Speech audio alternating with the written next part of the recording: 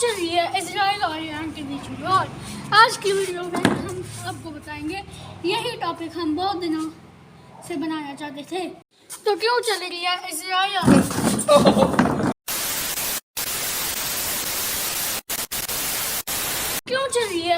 और ईरान के बीच में। और आज की वीडियो में हम आपको बताएंगे यही टॉपिक हम बहुत दिनों से बनाना चाहते थे और आज तीसरा दिन है तो हमने ये टॉपिक बना दिया। तो हेलो गाइस, वेलकम टू एक न्यू सिंग ब्लॉग्स। आज हमको बताने जा रहे हैं इजराइल और ईरान की वॉर में। इजराइल और ईरान का वॉर 1945 के बाद होना तय था मेरे हिसाब से। तो 1945 में जब ब्रिटिशर्स जर्मन से जीते, तब जर्मन के जो ज्यूज थे उन्होंने ब्रिटिशर्स का साथ दिया। वो अपने डिक्टेटर एडोल्फ हिटलर से पसंद नहीं करते थे। एडोल्फ हिटलर उन्हें भी पसंद नहीं करता था। वो उस कम्युनिटी को एक एंटी नेशनल कम्युनिटी मानता था, क्योंकि जब 1914 में जब वर्ल्ड वॉर फर्स्ट हुआ तब ज्यूज ने ब्रिटिशर्स का सपोर्ट दिया, ना कि जर्मन का। इसलिए वो चाहता था कि ये एक एंटी नेशनल कम्युनिटी है। और जब ब्रिटिशर्स ने इस अपॉर्चुनिटी को देखा, उन्होंने ज्यूज को ऑफर किया कि आप हमारा साथ दे दो, हम आपको एक कंट्री दे देंगे, अपनी एक इंडिपेंडेंट कंट्री दे देंगे, जिसका नाम रखा इसराइल। इसराइल को ब्रेक डाउन किया गया 2 पार्ट्स में। फर्स्ट, फ़िलिस्तीन को डिवाइड किया गया 2 पार्ट्स में, एक इसराइल एक फ़िलिस्तीन।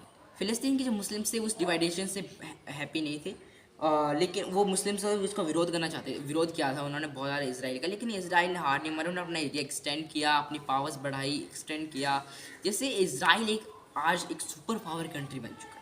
इसराइल के पास एडवांस्ड वेपन्स है, मिसाइल्स है, ड्रोन्स है, ये डिफेंस सिस्टम है। इसराइल एक ऐसी कंट्री बन चुकी है आज जो ईरान को टक्कर दे रही है। जो पहले छोटी सी कंट्री थी, आज वो वर्ल्ड की एक सुपर पावर के रूप में उभर रही है। वो ईरान के साथ लड़ाई क्यों करना चाहता है? उसे ईरान से क्या दुश्मनी है? फर्स्ट 7 अक्टूबर 2023 को ये युद्ध की शुरुआत हुई।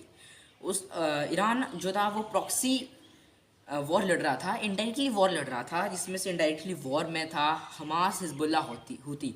वो उन्हें पैसा दे रहा था इसराइल को काउंटर करने के लिए इनडायरेक्टली, और इससे इसराइल की मोसाद एजेंट को पता लग चुका था। और वो इसराइल चाहता था कि ईरान यहाँ पर पावरफुल कंट्री ना बने, क्योंकि अगर ये बन गया तो इसराइल का तो खात्मा कंप्लीटेड था। और वो ईरान हमास को मनी दे रहा था ताकि वो इसराइल को काउंटर अटैक करे। 7 अक्टूबर 2023 को सबसे बड़ा टेररिस्ट अटैक हुआ इसराइल, इसमें से 1000 लोगों को किडनैप और मारा गया।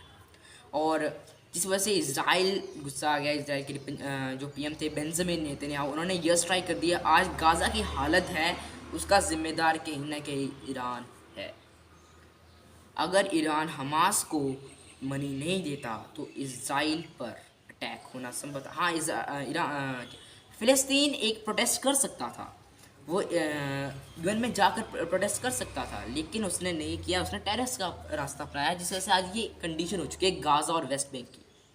हिजबुल्लाह भी इसराइल पर अटैक कर रहा है, हूती भी इसराइल पर अटैक कर रहा है, और हमास भी इसराइल पर अटैक कर रहा है। और इसराइल चाहता है कि वो इसे फुली डिस्ट्रॉय कर दे, इस सर्वर को ही फुली डिस्ट्रॉय कर दे। इसलिए उन्होंने पहले वो चाहता है कि वो इसराइल को ख़त्म करे, फिर वो धीरे धीरे हमास को ख़त्म करेगा, फिर हिजबुल्लाह। और हूती से उसे फ़र्क नहीं पड़ता, क्योंकि हूती तो बहुत दूर है, यमन में है, और ये हमास और हिजबुल्लाह सबसे मोस्ट अपॉइंटेड है कि वो उसे ख़त्म करे।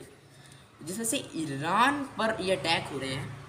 ईरान पर 2025 में भी अटैक हुआ। 12 डेज़ की वॉर थी, लेकिन इसमें ईरान ने दिखा दिया कि वो एक उभरती हुई कंट्री बनती जा रही है। इससे इसराइल में एक और डर पैदा कर दिया कि अगर आने वाले समय हमने इनका न्यूक्लियर प्रोग्राम नहीं रोका तो आज जो मिडल ईस्ट में जो हालत है वो और भी ज़्यादा बदतर हो जाएगी। वैसे उन्होंने अमेरिका के साथ मिलकर उन्होंने अटैक कर दिया।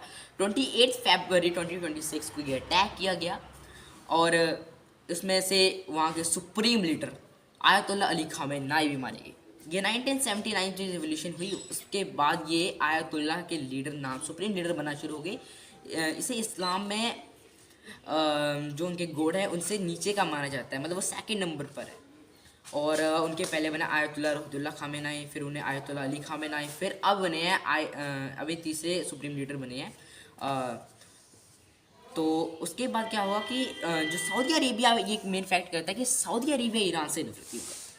इसका मेन डिफरेंस ये है कि फर्स्ट की जब मुस्लिम कम्युनिटी डिवाइड हुई, क्योंकि जब पहले उनका जो लास्ट पैगंबर थे हज़रत प्रॉफेट मोहम्मद, जब उनके डेथ के बाद मुस्लिम कम्युनिटी डिसाइड किया कि कोई किसी एक और पैगंबर बनाना चाहिए, तब मुस्लिम कम्युनिटी 2 हिस्सों में डिवाइड होगी। एक चाहता था कि उनके जो फ्रेंड है हज़रत अबू बकर बने, दूसरा चाहता था कि उनकी जो जवाई हैं हज़रत अली बने। लेकिन इस दो ग्रुप ने कैसा कॉन्फ्लिक्ट पैदा कर दिया जिसने इस्लाम रिलीजन को एक डिवाइडेशन में कंप्लीट कर दिया। जो हज़रत अबू बकर को बनाना चाहते थे वो बने सुन्नी मुस्लिम्स, जो उनके जवाई हज़रत अली को बनाना चाहते थे वो बने शिया मुस्लिम। वर्ल्ड में 100 में से 90% मुस्लिम्स सुन्नी हैं और 10% मुस्लिम शिया है। शिया मुस्लिम्स की पॉपुलेशन बहुत कम है वर्ल्ड में, लेकिन ईरान में ये सबसे ज़्यादा है। ईरान का ने जो स्टेट ऑफ हॉर्मुज़ को बंद किया उसका पूरे वर्ल्ड में एक मेजर इफेक्ट पैदा हो रहा है। वर्ल्ड की 20% ऑयल सप्लाईज आज बंद हो चुकी है।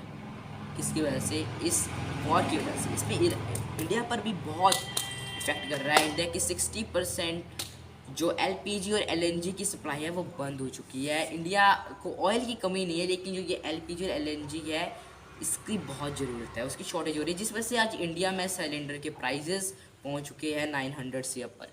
और ये इकोनॉमिक क्राइसिस है पूरे वर्ल्ड में। अगर ये वॉर अगर 2 मंथ्स भी चला तो वर्ल्ड में इन्फ्लेशन हाई रेट पे होगा, वर्ल्ड में अनएम्प्लॉयमेंट भी हाई रेट पर होगा, वर्ल्ड की जो इकॉनमी रेट है वो सबसे लोएस्ट पीक पर चले जाएगा अपनी, जिससे से वर्ल्ड की जो ग्रोथ है वो रुक जाएगी।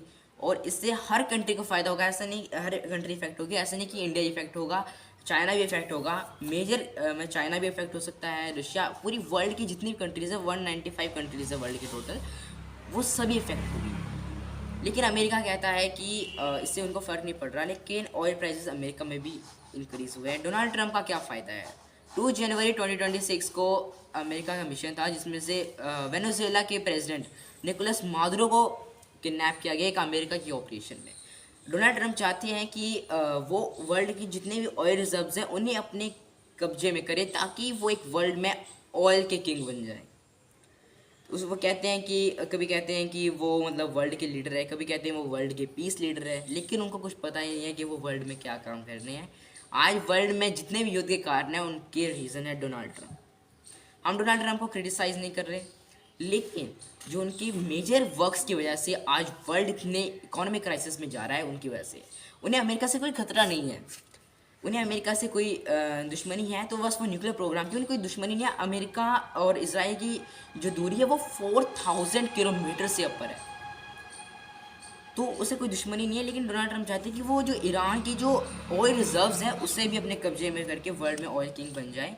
वो स्टेट वो हॉर्मुज़ को फ्री करना चाहते हैं, जिसमें से नेटो का सपोर्ट भी नहीं मिल रहा। ये बहुत खास बात होगी कि नेटो का सपोर्ट भी नहीं मिल रहा अमेरिका, और उससे अमेरिका नाखुश है। और वो कह रहा है कि अमेरिका के बिना जो नेटो है वो एक बिना पावर का एक जनरेटर है, उसे कोई पावर ही नहीं मिल रही है। और नेटो कहता है कि हाँ अपने में सक्षम है, लेकिन डोनाल्ड ट्रंप का मिशन है कि जैसे 2025 में वो वर्ल्ड के पीस लीडर बने, इस समय वर्ल्ड में वो वॉर लीडर बने।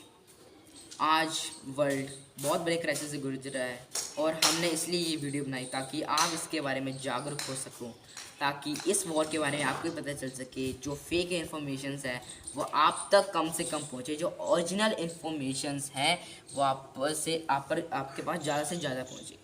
तो आज की वीडियो में इतना ही।